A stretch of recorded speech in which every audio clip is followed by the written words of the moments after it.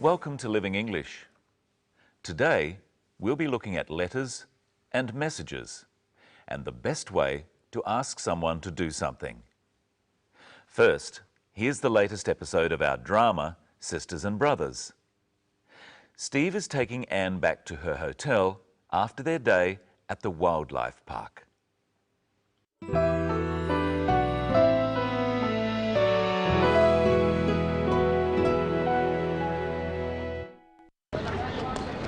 Did you have a good day? Very much. Yeah. Thank you for taking me. How about you? Of course. Not too boring? You must have been there 100 times. Not since I was a kid. It was great. Do you like Chinese food? I love Chinese food. I'm going to cook a Chinese meal for you and your family. Really? That'll be great. When? Friday?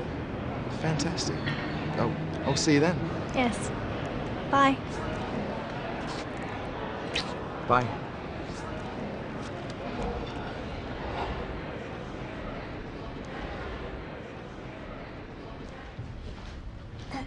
Excuse me. Sorry, Miss Lee, I didn't see you. Could I have my key, please? Certainly. Here you are. Oh, and there's a message for you.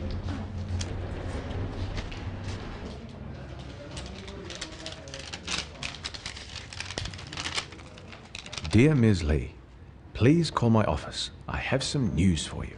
John Barber, private investigator. What did the message say again? Let's have a closer look.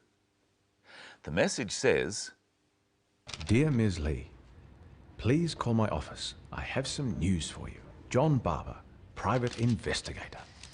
when we write letters, we start by writing Dear and then the name of the person we are writing to. In this case, Ms. Lee. Notice that her formal title, Ms. Lee, is used. We'll look more closely at formal letter writing later in the program. First, let's see how Anne gets the attention of the clerk. Excuse me. Sorry, Miss Lee, I didn't see you. Anne said, "Excuse me." We say, "Excuse me," when we want to get someone's attention. Try saying it with the clip. Sorry, Miss Lee, I didn't see you. Excuse me. Sorry, Miss Lee, I didn't see you. Now listen to Anne asking for her key. Could I have my key, please? Certainly. Remember that we looked at using could I to make requests in an earlier episode. The best and most polite way to ask people to do things for you is to make requests. You have to be careful that your request doesn't sound like an order. You say could I at the beginning and please at the end. Could I have my key, please? If you don't say please, a request can sound like an order. Could I have my key? It's always best to add please. Another formal way to make this request is to say, may I have my key, please? Watch the clip and try saying, could I have my key, please, with Anne. Could I have my key, please? In our next clip, there's also something we've looked at before on Living English, the expression going to. See if you can remember what it means. I'm going to cook a Chinese meal for you and your family. Anne said, I'm going to. She means that she will cook a Chinese meal in the future, but she hasn't decided exactly when. Listen to what she says about when she is going to cook the meal. I'm going to cook a Chinese meal for you and your family. Really? That'll be great. When? Friday? She says, Friday? Notice the inflection in her voice. Friday? She's not completely sure. If she was sure, she would say it like this, Friday. Using this kind of inflection indicates that we are not certain. Try saying Friday after Anne. Really? That'll be great. When? Really? That'll be great. When? Friday? Now listen to the way Steve and Anne say goodbye. Fantastic. Oh, I'll see you then. Yes. Bye. Bye is a casual way of saying goodbye. It's like saying see you later or see you. Fantastic. Oh, I'll see you then. Yes. Bye. Now let's go from the informal to the formal. Informal means casual, friendly, not official. Formal means official, not casual. Usually, formal letters are to people you don't know. For example, a job application or something related to work. You always start with something called a salutation. You write dear, followed by the formal name of the person you are writing to. If you were writing to me, you would write, Dear Mr. Whittle. If you don't know the name of the person you're writing to, write, Dear Sir or Madam. When you finish the letter, you write, Yours faithfully, followed by your name. If you use the person's name, it's the custom to write, Yours sincerely, followed by your name. It's time to say hello to Michelle. Hello, Michelle. Hello, Brenton. Hello, everyone. Do you write letters? Not very often. I use email and text messaging. Excuse me, I have a message now. What does it say? Please pick up milk. What does that mean? It means that my friend wants me to buy some milk on the way home after work. People don't use lots of words for messages and they leave some out. It still says please. Yes, that's because it's a request, not an order. How would you make the same request in ordinary speech? Say it after me. Could you pick up some milk, please? Let's listen again to Anne making a request. Could I have my key, please? Certainly. Here you are. Here you are. You say, here you are, when you give people things. Give it a try. Ask me for something. Okay. Could I have your phone, please? Yes. Here you are. Thank you. Now it's your turn. Say, here you are, with the clip. Could I have my key, please? Certainly. Could I have my key, please? Certainly. Here you are. Nice phone. Could I have my phone back, please? Here you are. Another message. What does this one say? It says, sorry, forget milk. What does that mean? It means that I don't have to buy the milk. I should forget about it. It doesn't say please, it says sorry. Why? Well, he's apologising for making me think I had to stop and buy some milk later. He doesn't write please because he's not asking me to do anything. We sometimes say sorry to be polite, like in this clip.